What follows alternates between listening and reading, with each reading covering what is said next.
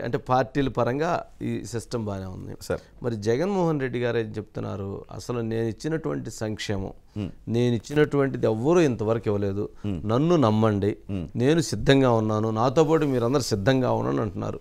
దానికేమంటారు sir? సంక్షేమం ఇచ్చారు అంటే సార్ 12 లక్షల కోట్లు అప్పు చేశారు సార్. 12 లక్షల ఆంధ్రప్రదేశ్ యాక్చువల్లీ అప్పులు ఊపిలో మునిగిపోయింది.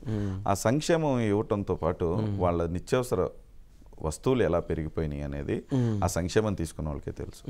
వాళ్ళు తీసుకున్న దాని తర్వాత రోడ్డు మీద తిరగాలి అంటే రోడ్లు ఎలా ఉన్నాయని వాళ్ళకే తెలుసు. ఆ తిరగాలి అంటే పెట్రోల్ డీజిల్ కొట్టించుకోవాలి, దాని రేట్లు ఎంత అని కూడా వాళ్ళకి తెలుసు. వాళ్ళు ఇవన్నీ చేసిన తర్వాత ఇంట్లోకి వెళ్తే కరెంటు బిల్ ఎంత వస్తుంది అది వాళ్ళకే తెలుసు. సో ఏం తీసుకున్నా ఆయన ఇచ్చింది సంవత్సరానికి 8,000 లేకపోతే 10,000 ఇచ్చారంటే వీళ్ళు నెల నెల 20,000 లాగేసే పరిస్థితికి తీసుకొచ్చేసిన తర్వాత తెలియని వాళ్ళు అంటే ఎవరు లేరు సార్. వాత ఎలా పడుతుందో అర్థమైపోయింది. అర్థమైపోయిందండి, జేబులో పెట్టి ఎట్లా వాత పెడుతున్నారు అర్థమైపోయిందండి సార్. ఆర్థికంగా కానీ లేకపోతే ఒక ఉపాధిలో కానీ ఎవరు డెవలప్ అయ్యారు, ఏ సెగ్మెంట్ డెవలప్ అయిందని చూస్తే sir huge zero. Zero sir. ఒక మనిషిని పని చేయనివ్వకుండా, ఒక మనిషిని ఎదగనివ్వకుండా ఉంటే ఏముంటుంది సార్ కంట్రీలో? ఇప్పుడు నేనే ఉన్నాను సార్, నేను ఒక మధ్యతరగతి కుటుంబం, రైతు కుటుంబంలో పుట్టాను. మా ఫాదర్ చదివిచ్చారు. దాని తర్వాత నేను ఒక 15 లక్షల రూపాయలతో ఒక చిన్న వ్యాపారం స్టార్ట్ చేశాను సార్.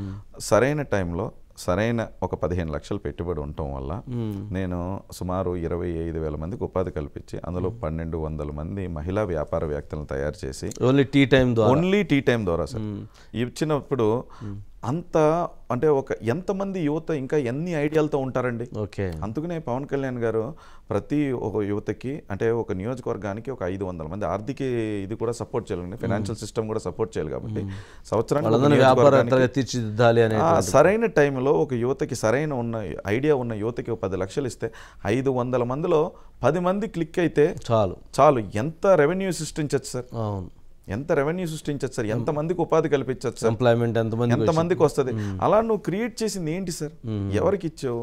ఎవరైనా వ్యాపారం చేయనిచ్చావు? ఎవరైనా ఆలోచించేలా తయారు చేశారు అసలు? ఆ లిక్కర్ తాగేటోళ్ళు ఉంటారు, వాళ్ళని పాపం ఏం చేస్తారో తెలియదు.